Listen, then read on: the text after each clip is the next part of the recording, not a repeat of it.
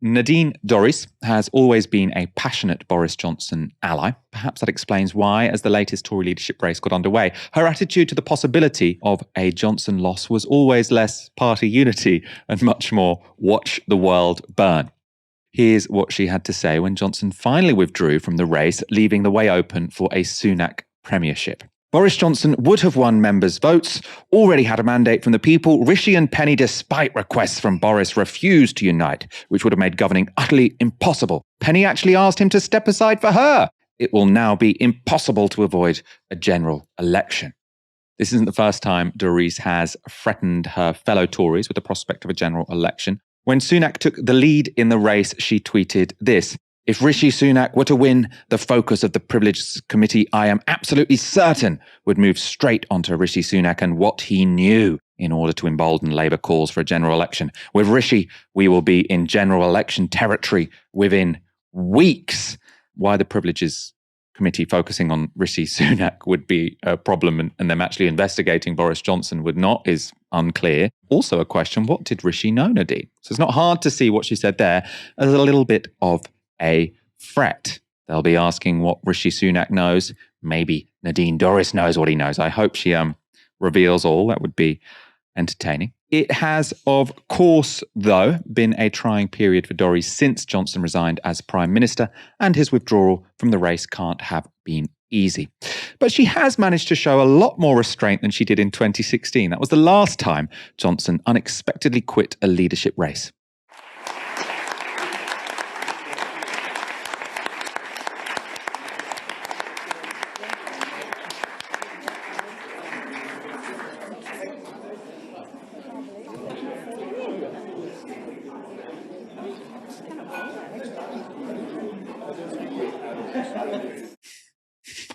Poor Nadine. I'm impressed. I suppose there weren't any cameras on her when he dropped out. I would have loved to have seen her face. Not in a sadistic way, but just, she's a very expressive person, entertaining to watch. Dorries isn't the only Tory who'd rather see a general election than a Sunak premiership. Christopher Chope is another Johnson ally who thinks the Tories should soon face the country. He has appeared on Radio 4's Today programme where he made his feelings clear. If people who are now seeking the crown want to have the respect which comes from having a mandate, then what I'm saying is that the best way they can get that respect is by winning a mandate with the people. And that's why I think a general election is essentially the only answer. Otherwise, we're just going to go from bad to worse. The party is ungovernable in the House of Commons, and so we're going to have continuing rebellions as we try to change policies and so on. So I must say I'm very pessimistic, I'm very angry, and I feel that Boris has been let down once again and undermined by our parliamentary colleagues.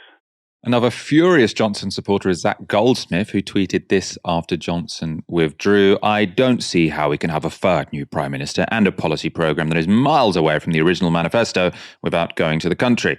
Conservative MPs understandably don't want to and are legally not obliged to, but it will be morally unavoidable."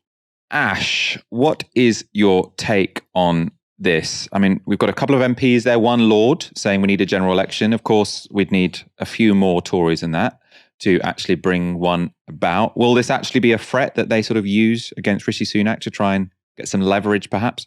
I think it'll be a useful threat for leverage, but realistically, it's not going to be something that's going to happen soon. You look at the polling, and if a general election was going to be held tomorrow, Conservatives would be facing total devastation.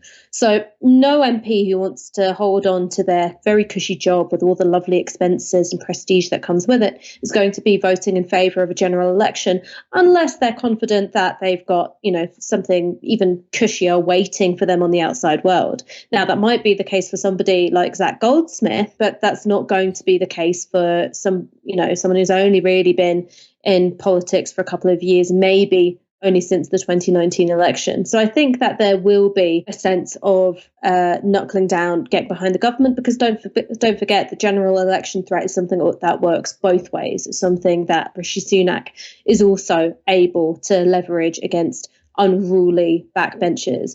But the thing is, in terms of there being a moral case for a general election, because we're going to have our third prime minister in as many months imposed on us, it's likely that there's going to be a huge amount of deviation from the 2019 election winning manifesto. That is a cut and dry case for having a general election, for having a mandate that comes from the electorate for the thing that you want to implement. But the legal mechanism is entirely within the hands of MPs who want to look after their own jobs. And unless or until public demand swells to the point where it's utterly unignorable, nothing's going to happen. Now, I think one of the reasons why the call for a general election has sort of been consigned to squawking into the ether the way I've been doing is because, quite frankly, the kinds of people who'd normally come out and build that kind of groundswell grassroots movement aren't particularly impressed with Keir Starmer. They're not willing to get behind him and say, okay, we want a general election because we have a real belief that you are going to improve the country and deal with the problems which drove us to this precipice in the first place. So in the absence of MPs having an incentive to call a general election, and in the absence of a street movement which is able to capture the news cycle and make the case for a general election, I don't think we're going to see an early one. Of course, those two things could change, but I don't see it changing anytime soon. I think it probably is unlikely. At the same time, I do think it is a big challenge to the Conservative Party's legitimacy. And if they try and push through, anything too dramatic over the next 2 years, I think the fact that there is absolutely no mandate for it whatsoever, and there is a big expectation among the public that we should have a general election, means that any protest movement will presumably be supercharged because no one voted for this. It's going to be very difficult for Rishi Sunak to sort of stand up and say, "Look, I'm for the silent majority. These people in the streets, we have to ignore them," because he's got no evidence whatsoever that the majority of people do back him or his program.